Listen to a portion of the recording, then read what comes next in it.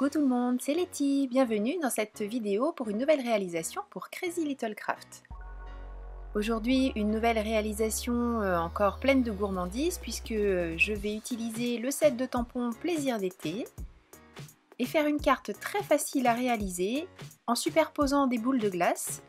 Je commence en tamponnant une première boule de glace et en me servant du masque qui est fourni dans la planche Plaisir d'été par Crazy Little Craft.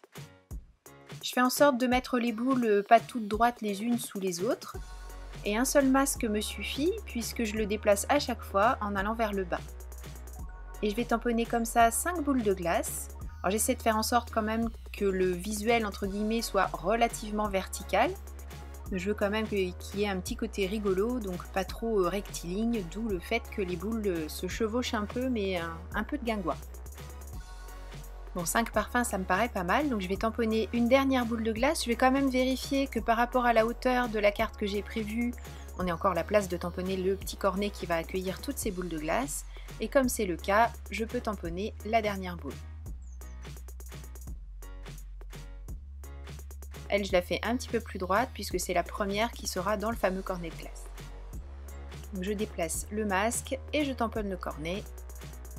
Et voilà la petite superposition terminée. On peut passer à la mise en couleur et comme ces motifs sont ultra simples à mettre en couleur, je commence par un premier aplat de la couleur la plus claire et j'ajoute des petites ombres avec un coloris un petit peu plus foncé. À la limite, il n'y aurait même pas besoin de les refondre entre eux puisque comme on a les petits dessins sur les boules de glace, ça invite déjà à mettre des ombres à cet endroit-là. Donc voilà, je refonds juste par acquis de conscience et un peu avec la force de l'habitude. Mais c'est ultra simple à mettre en place et vous avez vu, ultra simple à tamponner les uns sur les autres aussi. On peut créer des tas de décors de manière vraiment très rapide et très facile.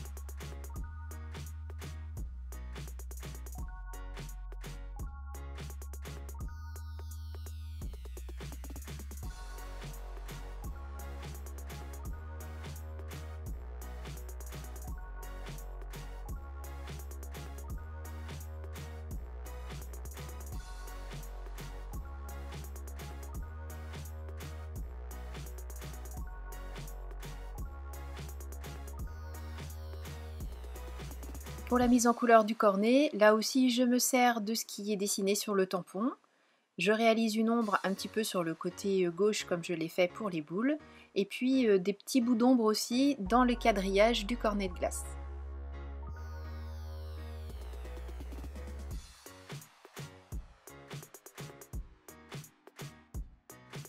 Pour donner du relief à la composition, rien de plus simple, un feutre bleu. Et je repasse juste sur un des côtés en faisant un trait relativement épais que je n'estomperai pas, mais le bleu est très clair.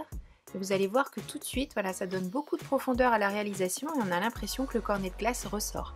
Alors, dans l'état actuel des choses, il n'y a plus qu'à mettre un sentiment et la carte est terminée. Sauf que, comme j'ai fait une bêtise, la carte était tout à fait inexploitable. Le blanc, je l'ai complètement sali en faisant tomber un pad d'encre dessus. Donc j'ai découpé le cornet de glace. Et je vais un petit peu changer mon fusil d'épaule en prenant un nouveau support blanc, forcément, ça c'est logique, que j'ai recoupé exactement aux mêmes dimensions que celle que j'avais choisie au départ. Donc j'ai découpé le cornet de glace comme vous l'avez vu, comme j'ai découpé, eh bien j'ai passé un petit trait de feutre noir tout autour pour enlever les tranches blanches. Et je vais pouvoir maintenant m'occuper du sentiment comme j'aurais dû le faire la première fois. Enfin comme ça vous avez les deux versions. La version on met un petit peu de volume parce que comme je vais le faire là, on colle tout simplement sur un support ou alors on met du volume en mettant un petit trait bleu ou gris autour de la composition que l'on vient de dessiner. Pour le sentiment, j'ai choisi le même rose que celui de la boule et le rose le plus foncé. J'ai crayonné sur une chute de papier Nina Solar White que je fais bien sécher avant de venir tamponner alors à la Versafine. Là je peux, même si effectivement c'est sur du feutre à alcool, peu importe puisque le feutre à alcool est bien sec, enfin, l'alcool est évaporé et je ne vais pas réintervenir avec un feutre, donc je peux tout à fait me servir de la Versafine. Et aussi, pourquoi la Versafine? Parce que je souhaite embosser. Donc j'aurais pu prendre une Versamark, mais la Versafine était sur mon bureau, donc j'ai profité de l'occasion. Et j'utilise une poudre à embosser noire pour apporter un petit peu de brillance sur cette création et faire en sorte que mon sentiment ressorte bien.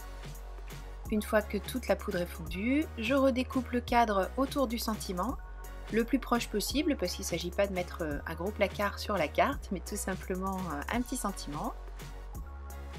J'aurais pu utiliser mon massicot, j'aurais pu utiliser la guillotine, mais j'ai choisi le cutter et le réglé au risque de tout faire glisser et de couper de travers. Mais bon.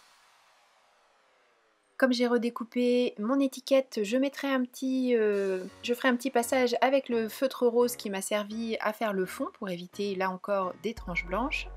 Et puis je colle sur un fond noir pour faire bien ressortir parce que ce rectangle rose tout seul, je trouvais que c'était pas joli, ça fonctionnait pas. Donc avec un cadre noir, eh bien on rappelle le contour noir des boules avant coloration et là tout prend son sens et c'est beaucoup plus joli. Avant de coller le sentiment, je remets en place mon cornet de glace et les 5 boules comme on l'avait au départ. Sauf que cette fois-ci, c'est entre guillemets naturellement en relief. J'aurais même pu en ajouter en utilisant une mousse adhésive double face pas trop épaisse. Et c'est ce que j'ai choisi pour mettre le sentiment en place. J'aurais pu m'arrêter là, mais je trouvais qu'il y avait quelque chose qui ne fonctionnait pas. Donc j'ai choisi de prendre un feutre noir très fin. Je fais un premier trait avec le réglé. Donc un premier trait très rectiligne qui va venir souligner le cadre de cette carte. Et par contre, je fais un deuxième trait, cette fois-ci à main levée, en faisant en sorte bien sûr de ne surtout pas suivre le premier qui a été mis en place. Et je fais la même chose dans l'angle opposé. Et cette fois-ci, je trouve que ma carte est vraiment fermée entre guillemets, et ça me convient très bien. On aurait pu ajouter encore des choses en mettant, pourquoi pas, des petites gouttes de Crystal Drop, voilà. Mais je voulais vraiment m'arrêter là.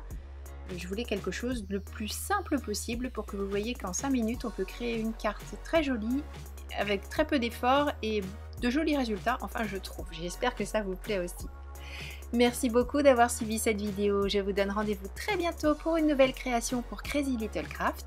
D'ici là, surtout, prenez bien soin de vous, créez et partagez autour de vous. Gros bisous, bye bye.